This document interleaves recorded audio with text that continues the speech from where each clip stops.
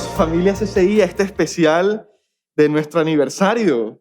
¿Qué tal, Dani? ¿Cómo estás? Hola a todos, buenas familia, ¿cómo se encuentran? Bienvenido, pastor, bienvenido, Gracias. Quique.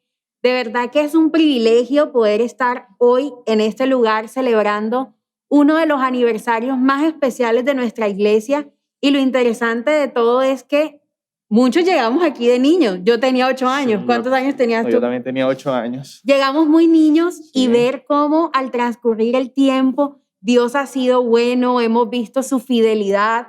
Hoy estamos casados con los compañeros de escuela dominical y es bonito ver la fidelidad de Dios. Así es. Y bueno, hoy, pues para contar toda la historia, nos está acompañando nuestro pastor Francisco Javier Salazar. Pastor, bienvenido. Gracias, Quique. Gracias, Dani. Amada iglesia, para mí es un gozo compartir este momento tan especial para mí, para mi familia y para toda la iglesia. Un nuevo aniversario en medio de toda esta crisis que se ha generado por la pandemia, pero felices de ver la obra de Dios en medio de cada familia y de cada congregante a lo largo de todos estos años. Así es, pero bueno, entremos en materia porque yo quiero conocer toda la historia.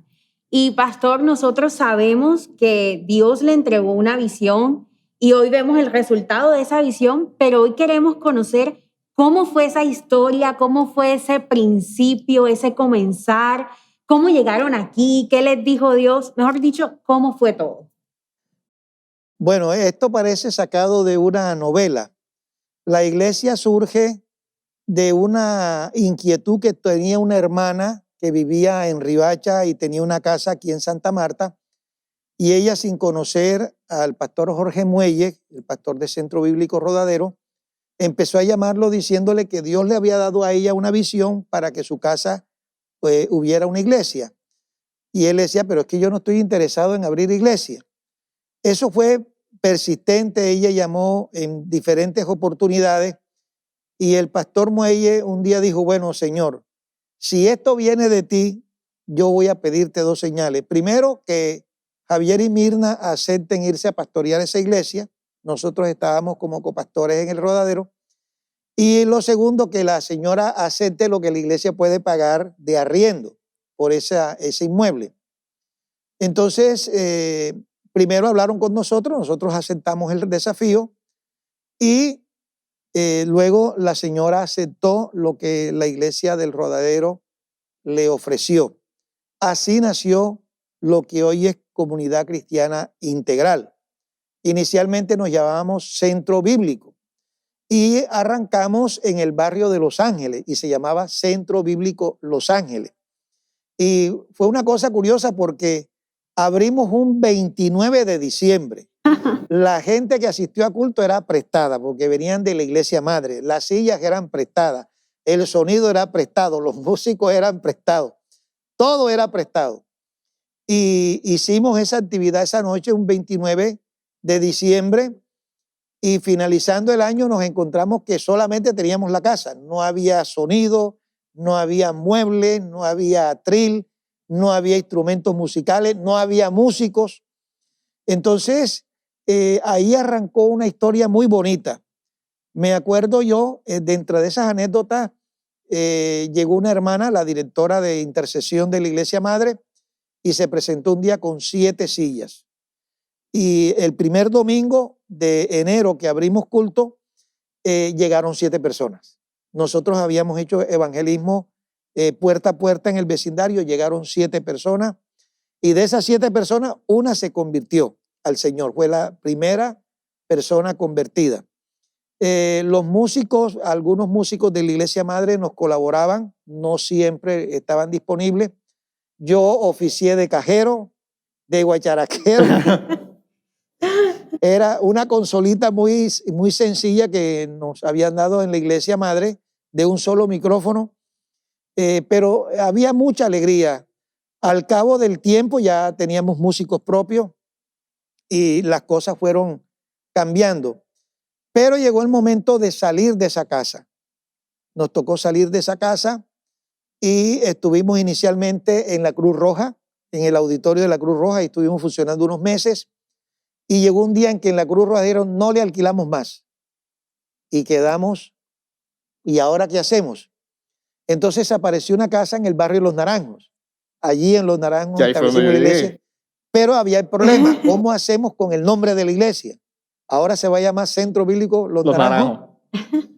Y yo empecé a buscar a Dios y le dije, Señor, tú nos trajiste a Santa Marta para servirte y esta obra está en tus manos. Entonces, Él ya nos había dado la visión de Isaías 61 y yo quiero recordársela de nuevo a la iglesia. Isaías 61, versículos del 1 al 4.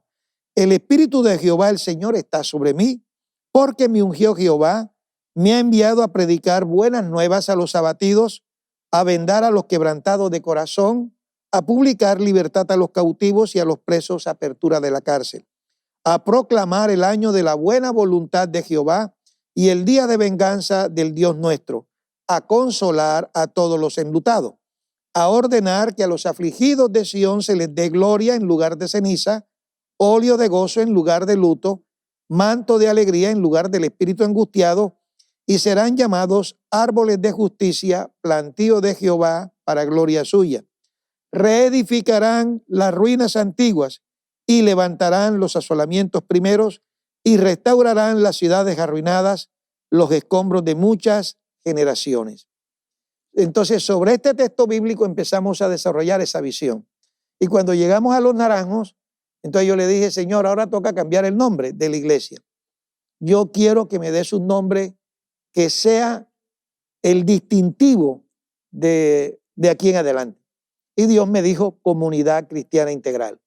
Y eso fue caótico, porque la congregación que ya existía, todavía hay algunos hermanos que se congregan con nosotros de esa primera etapa, no entendían. Entonces decían pan integral, la iglesia es pan integral. Hacían bromas con el nombre. Y eso, cambiarle el pensamiento a alguien es algo tenaz. Entonces, hasta que ya la congregación aceptó que la iglesia se llamaba Comunidad Cristiana Integral. ¿Por qué Comunidad Cristiana Integral? Porque el propósito de Dios en la visión es restauración, una restauración integral, un desarrollo y madurez del individuo amando a Jesucristo por encima de todas las cosas. Entonces, es una restauración integral que abarca lo espiritual, que abarca lo emocional, que abarca lo material y lo relacional. Y el Señor en aquel momento me decía, Comunidad Cristiana Integral es un inmenso taller de mecánica, latonería, pintura y electricidad. Entonces, así como entra un carro a un taller para ser reparado y dependiendo del daño, así demorará en salir, así serán las personas que lleguen allá. Y arrancamos allí en Los Naranjos, pero llegó el tiempo que tocó entregar la casa. Y como éramos un taller, terminamos en un taller. Escuchen, no, todavía no, es que falta todavía. Entonces, ok, me falta una. El día de entregar la casa fue un miércoles. Y haciendo el ayuno del miércoles en la mañana tocó desmontar los abanicos y todo. Y la familia Noble Ariza, que se congregaban en la iglesia, el hermano Fran me dijo, pastor, ahí está la sala de mi casa, hagamos el culto esta noche allá.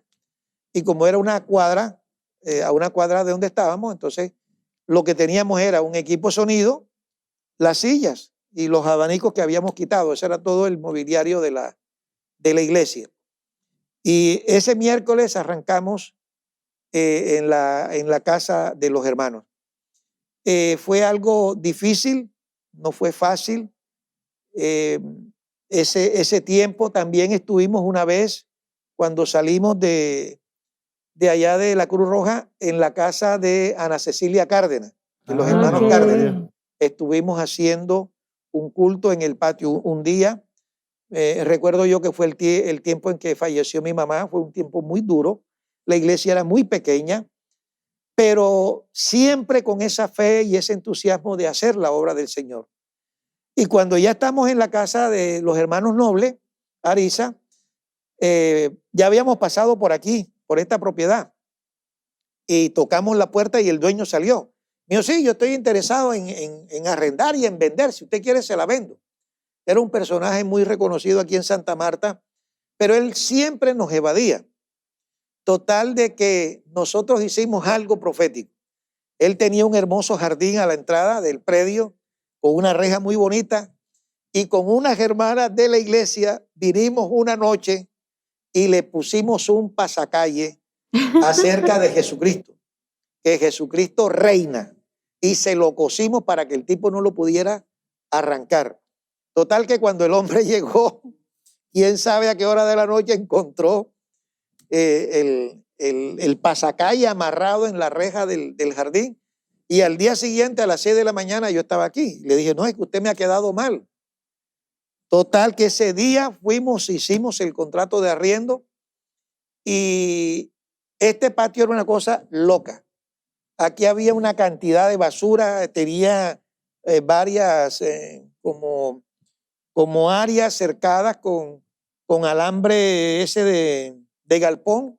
Ahí tenía carros destartalados, tenía repuestos, una locura. Pero así nos metimos.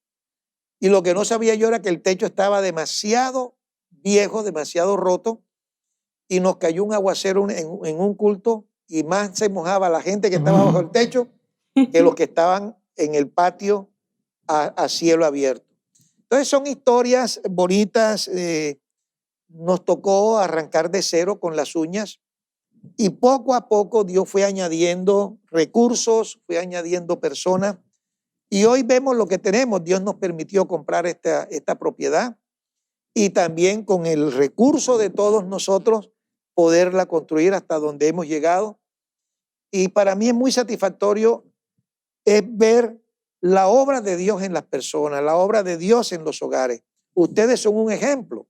Ustedes llegaron siendo unos niños, aquí fueron amigos, aquí se conocieron, se enamoraron, aquí se han casado, y eso muestra que lo que Dios nos entregó a hacer como restauración y forjar un carácter verdaderamente cristiano en ustedes es un testimonio.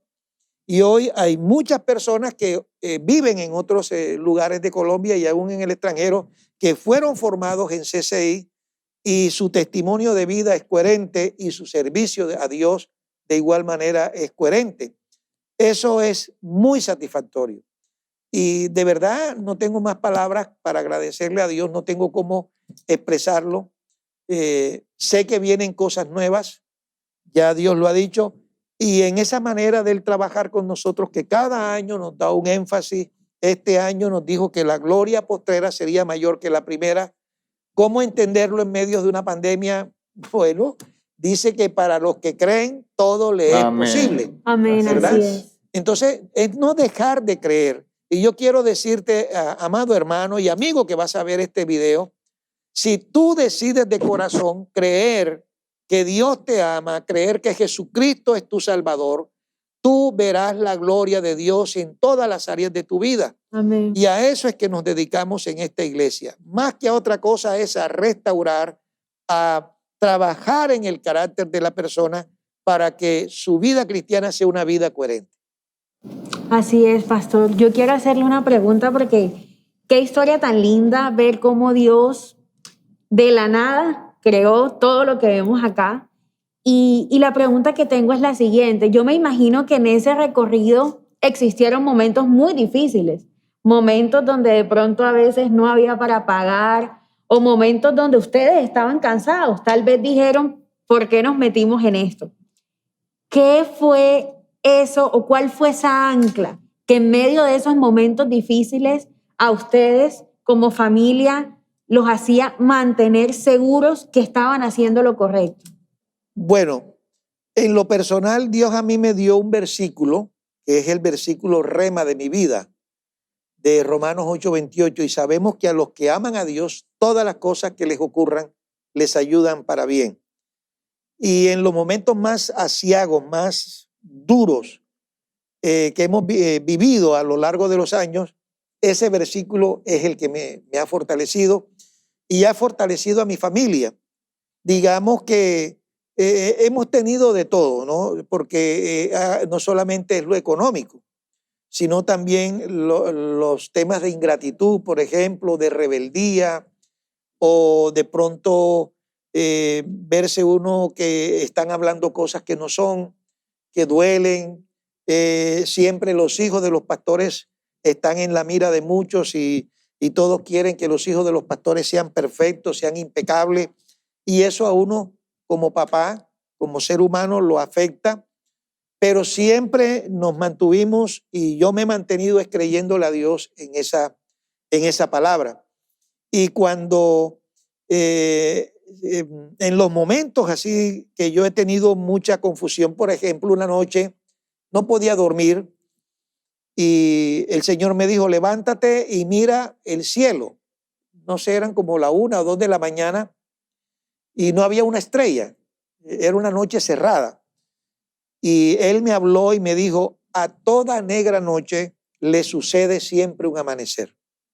Y eso fue como un bálsamo, eso fue como echarle un balde de agua a alguien que está sofocado y lleno de calor. Y me fui a dormir tranquilo y ver que al día siguiente lo que a mí me había angustiado por más de 10 días, Dios trajo la solución. Entonces, esto ha sido una constante. El ministerio no es fácil. El hacer la obra de Dios no es fácil. No es fácil tanto en lo ministerial como en lo familiar, porque la familia se afecta. Pero Dios nos dio una gran bendición y es que nuestros hijos no eran los hijos de los pastores, sino que eran parte de la congregación. Ellos se involucraron en la obra. Ana Luz, Adriana y Jaime Eduardo en la alabanza.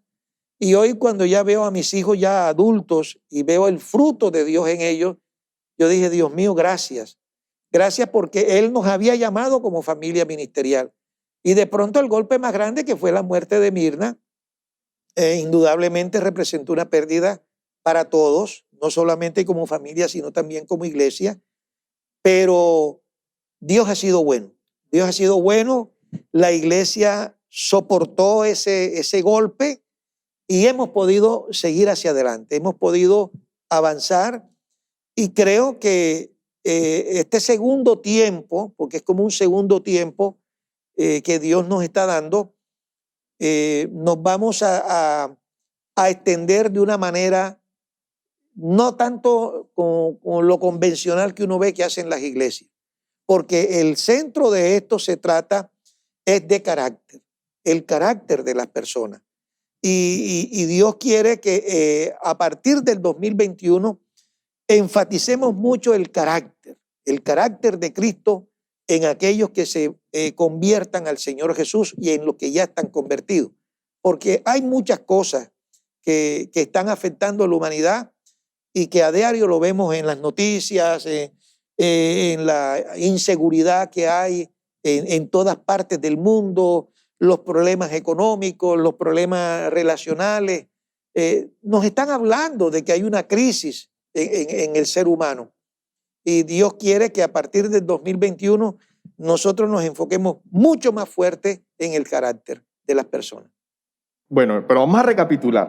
Entonces la historia comenzó en Los Ángeles.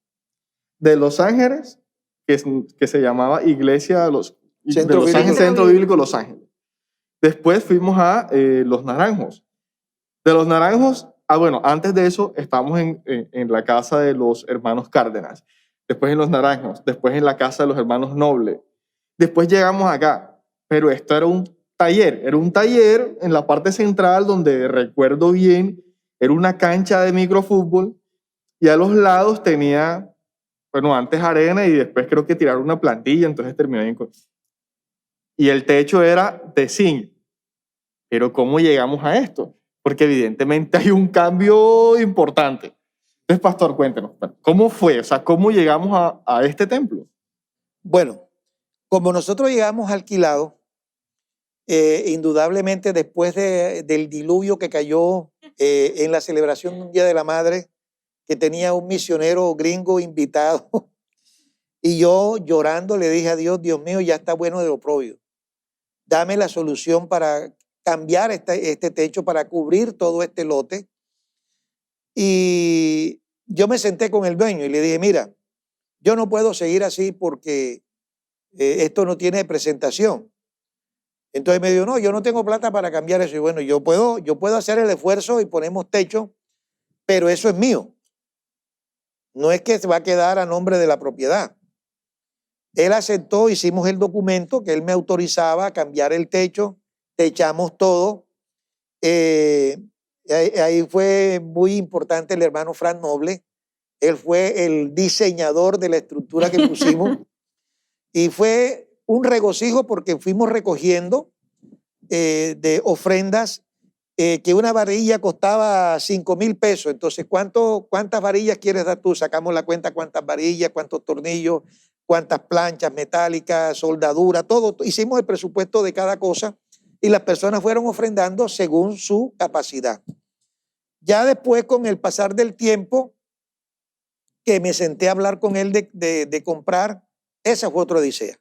El hombre pedía la plata del mundo por esto y yo le decía, no, esto no vale eso. Y fue una transacción bastante larga y al final me dijo, no, yo no solamente vendo el lote, vendo también la casita que está al lado. Entonces yo decía, Dios mío, pero esto parece que no tiene solución. Al fin logramos sortear ese escollo y le compramos. ¿Cómo construimos? Un día estaba yo para finalizar el año en la oficina y le dije, Dios mío, tú dices que eres el dueño del oro y de la plata. Ya tenemos comprada la propiedad, pero necesitamos construir. ¿Qué hago? Y el Señor me preguntó y me dijo, ¿para qué sirven 1,000 pesos? En aquel entonces 1,000 pesos servían para comprar una gaseosa y una mogolla. ¿Ya? Entonces yo le dije, para comprar una gaseosa y un pan. Y me dice, bueno, haz la marcha de los 1,000 pesos. Y él me dio el diseño, yo hice un volante y yo mismo adentro decía, esto es de loco, esto, ¿qué vamos a hacer? Ya nosotros habíamos mandado a hacer el proyecto, ya teníamos el proyecto, el diseño del templo, teníamos el presupuesto. Yo le dije al arquitecto que lo diseñó, le dije, hazme un presupuesto detallado. Por ejemplo, yo quiero saber qué me cuesta la cimentación, qué me cuesta la mampostería, pero por piso, todo detallado. Entonces, con los 1,000 pesos, el Señor me dijo, vas a arrancar. En aquel entonces, la cimentación salía por 30 millones de pesos. Por 30 millones. La bolsa de cemento estaba en ese momento como a 5,000 pesos. O a 5,000, 6,000 pesos. Con la cuenta de los 1,000 pesos logramos reunir, creo que fueron 12 o 17 millones de pesos, no estaba en esa cifra, entre los 12 a los 17. Y ya había pasado un tiempo. Le dije, Señor, ¿y cuándo vamos a reunir los 30 millones para arrancar? Y el Señor me dijo, arranca ya. Pero, ¿cómo así? Si me falta plata, me falta plata. Me dijo, arranca. Y así fue. Arrancamos la cimentación. Cuando arrancamos ya la bolsa de cemento estaba en 11,000 pesos. Entonces el sentido humano natural dice, si a 5,000 pesos bolsa costaba 30 millones de pesos, a 11,000 pesos tiene que costar más plata. Pues quiero decirle, mis hijos y amada iglesia, construimos los cimientos con 17 millones de pesos. Oh. Eso fue un milagro. Claro. Un milagro. Aquí vino una vez un señor y dijo, yo no sé quiénes son ustedes, pero yo vine a traer esta plata. Yo vine a traer este viaje de arena. Yo vine a traer, o sea, una cosa loca. Una cosa total que construimos, tiramos los cimientos. Y de ahí entonces Dios me fue dando que dividiera por metro cuadrado, que dividiera por cantidad de ladrillos o de bloques para que la gente fuera ofrendando. Y algo que ha sido una bendición es cada proyecto que hemos desarrollado en la iglesia para comprar algo, la gente ve que el dinero se invierte en eso. Entonces, ¿cómo la gente ha dado? O sea, aquí hay una cantidad de dinero impresionante invertida, salvo en un momento que hicimos un crédito corto con Bancolombia, pero el resto ha sido todo el esfuerzo de la congregación, vendiendo comida, haciendo jornadas de asados, algo bien lindo el involucramiento de todos para poder haber construido lo que tenemos. Y es también ver el direccionamiento de Dios. Dice que nosotros podemos llegar a comprar pan y leche sin dinero. Así es. Y eso también tiene que ver con la fe. Tiene que ver con la fe. Así que esto que hoy tenemos y todavía lo que faltan detalles de adecuación en el segundo piso, que son cosas menores, y la parte externa. Pero cuando yo recapitulo en esto, es la obra de Dios. Es la obra de Dios. Qué hermoso, pastor, escuchar la evidencia de la fe. Y no solo escucharlo, sino verlo, porque hoy podemos ver que Dios ha sido fiel y nosotros como miembros de la iglesia, y sabemos que la iglesia también está muy agradecida, porque esto para ustedes como familia significó sacrificios, significó dejar a sus hijos solos mucho tiempo por nosotros, y de verdad que estamos muy agradecidos. Amada iglesia, para nosotros es un inmenso gozo poderles compartir lo que Dios ha determinado para nosotros en el año 2021. Va a ser el año de la esperanza en Dios. Y no es una esperanza vana ni es cualquier esperanza.